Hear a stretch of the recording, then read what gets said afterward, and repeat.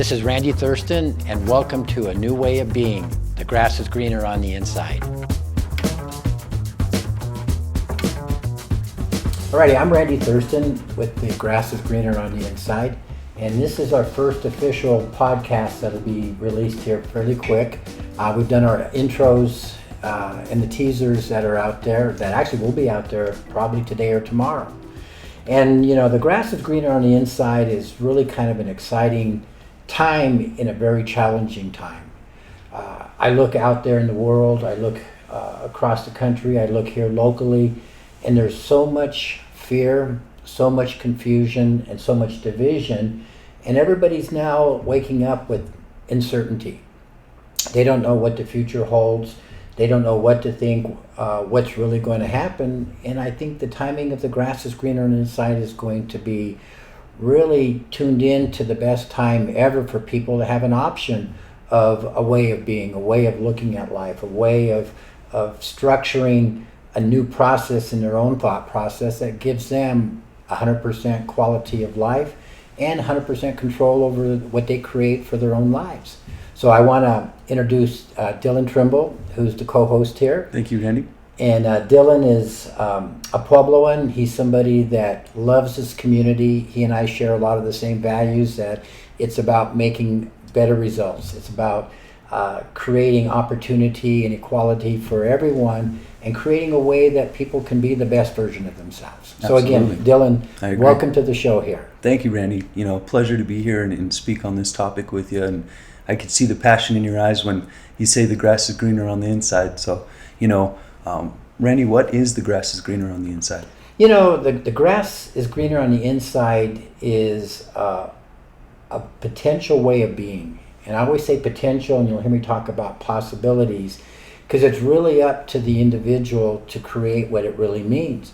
But what it does, it allows a new way of thinking that is 100% in the individual's control. In the moment. In the moment. In the now. In the moment. And when I look at it involves making a choice. But the choice is of the chooser, not of other people around the chooser. And that's one thing that really makes a distinction in The Grass is Greener on the Inside is who's making the choice. You know, we make a lot of choices in life based off of a lot of influences and other factors, but this really truly comes from you, for right. Your life. It comes from me, for my life. It comes from all of you in the life that you want to create, that how much of it, of the daily thoughts that you have are yours. Well, that brings me to my next question, you know. Do we live our lives on purpose or by default? Well, I think that should be one of the questions everybody asks themselves, is when you get up in the morning, are you living your life by a new process, or are you living the life that you lived yesterday? And the way to really answer that is really think about it. There's a lot of self-reflection and self-discovery in this process of The Grass is Greener on the Inside. So everybody will have a lot of assignments to really kind of look deep. But when you make a choice or you have a thought, was it possibly the same choice and thought that you had the day before? Right. And the day before? And the day before? Because realistically, 95% of the thoughts that we regurgitate through our thought process, we've had many, many, many times. So we're in this loop, and this loop keeps us stuck. And as we're being stuck, we don't really embrace new ideas, new choices, new ways of processing information. We just are on default. So that's living by default. What would you say, you know, living for purpose? Well, purpose is, I'm going to use the example of the younger generation. Everybody wants designer. Everybody wants designer clothes, something that's unique and special. Well, what if you created your life as designer life for you? That you went through self-discovery and self-reflection and asked powerful questions and increased your awareness levels and did all of those things, right. that life is special to you. It's not a life that you're trying to appease your friends with, that you're trying to be in the now, or you buy stuff that's because if you buy this, all of a sudden people see you a certain way. Mm-hmm. Forget all of that, because that's not designer, that's copycat. So now if I look at the older generation, guess what we want? We want a life of purpose. We want a life that means something, that's unique to who we are.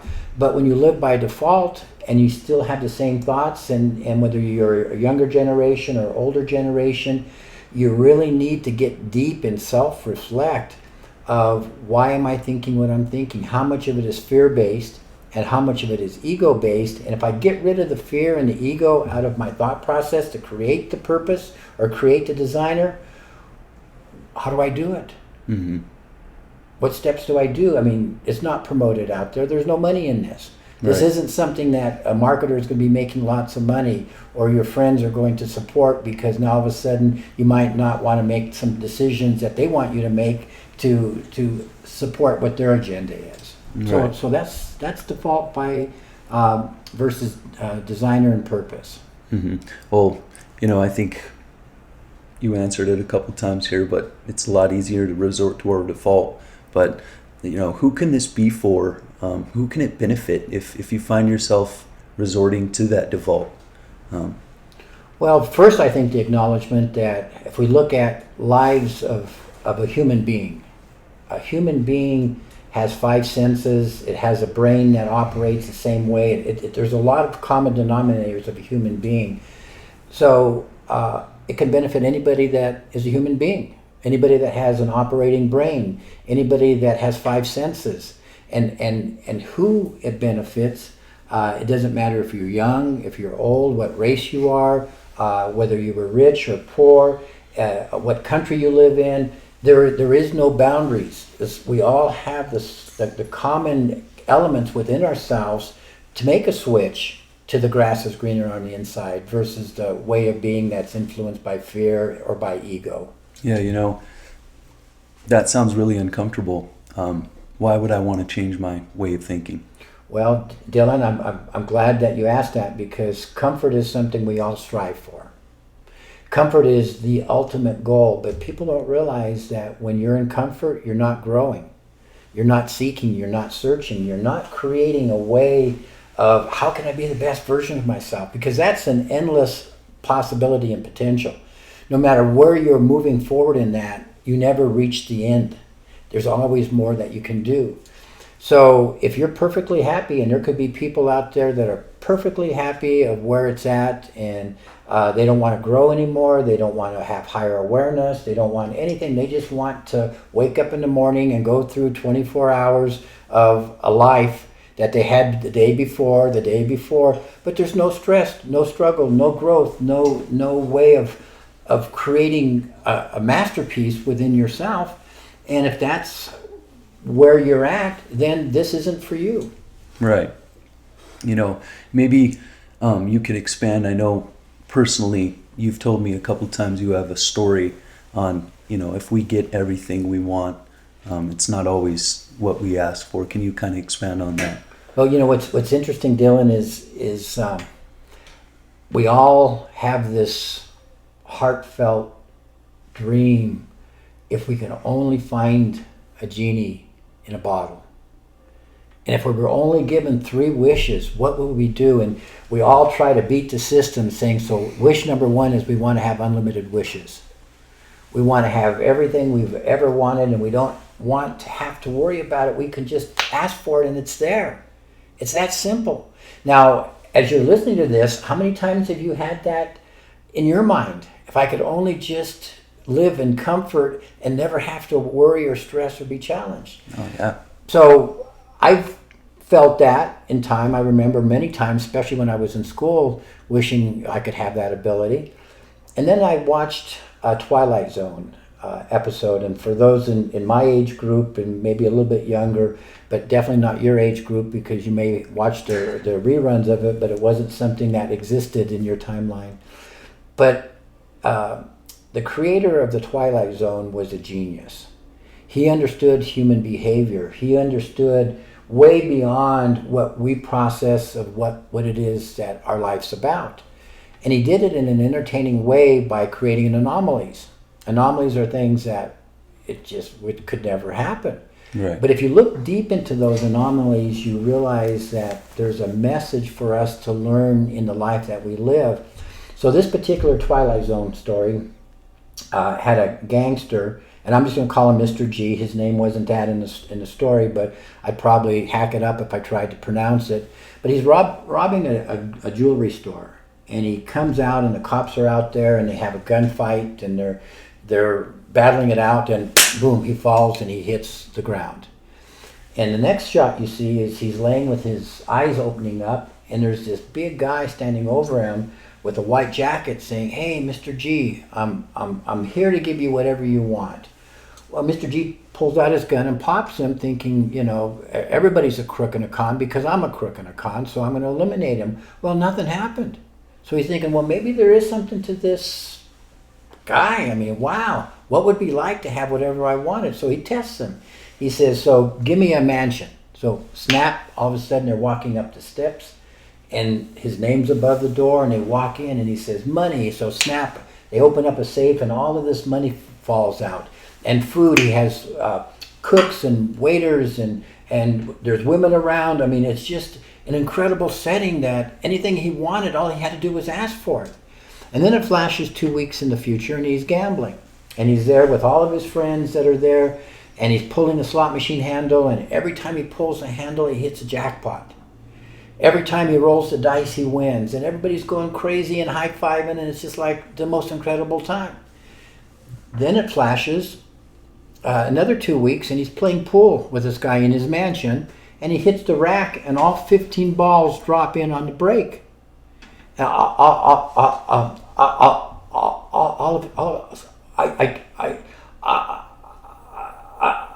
can't take this anymore. I can't. This is terrible. There's no more challenge to life. This is hell. And the guy looked at him and says, well, where did you think you were? And I've thought about that many times. In what we want in life isn't what's best for us. So if we get what we want, can you imagine, Dylan, your life, if all you had to do was ask and you got it? What would your quality of life be? How quick would you get bored? How quick would you run out of things to ask for? And you're walking around in circles saying, there's no more challenge to life. This is hell. I know I would, like within the first 20 minutes. Right. So bring on the challenge. Let me grow. Let me create that. And that's part of the grass is greener on the inside. You're not wanting out of fear to have everybody take care of you. In fact, I even make a statement that people just think I'm nuts over. And I say, are you suffering from the disease of comfort? The disease of comfort. What would that look like? Absolutely. We have everything we want, and we're no longer, if you're not growing, you're dying. Right. So that's where the grass is greener on the inside will totally take you to a different place, that you will have the challenges. You'll see things in a way that inspires and motivates and creates energy and creates a higher frequency and vibration. And all of a sudden, every day, you're just growing in a way that you never thought was possible. That's great. I'm glad that you said that. I think some of the hardest things is to recognize, how do you see new possibilities? When do you recognize that maybe you're going down a downward path, that you're able to increase your awareness? Well, and I think this is where the self-reflection is a very critical part of the grass is greener inside. Everybody's reflection should be different. We want to be unique and masterpieces, not copycats. So the self-reflection is when you take time in your life, and instead of having the same 95% of the same thoughts over and over, start saying, this is a possibility of me reaching my potential, that all of a sudden I can be in a place that I've never been before. In fact, that reminds me of one of my favorite shows back then was the Star Trek. And the beginning of every show, it just excited me so much, and it's going to a place where no man has ever gone before. And you look at this big universe, and it's like, wow, how exciting, this uncertainty. Going to places I've never been, where every day is new stuff. Well, in the grass is greener on the inside, do you know where that journey could be? Is inside yourself. Is deep into your potential. When we're, how can I say this? When we're stuck and to break out of that stuck and have a process of the grass is greener on the inside that will take you on a process, what would that look like? So the journey of going to a place that you've never gone before, that needs to be a self-reflection through self-discovery, and then saying, okay, I'm ready to start the journey of 1,000 steps, or a journey of 120 years, or whatever that is. I'm ready to start that.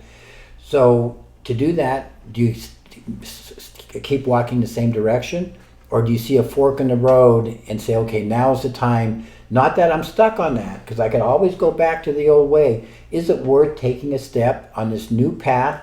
And if I do, what do I do? Who's there to help me? Who's there to help understand that process? Well, that's what we're here for. The grass is greener on the inside is information that will start that journey on a path that is uniquely yours, that I think you'll find at the end of the journey was a good choice to make. You know, for those that are still confused, I think I've asked this same question along different lines. How do you make the transition? Choice. But again, you have to start with self-reflection, self-discovery, and then make a choice. And you'll reach a point when you're looking at that.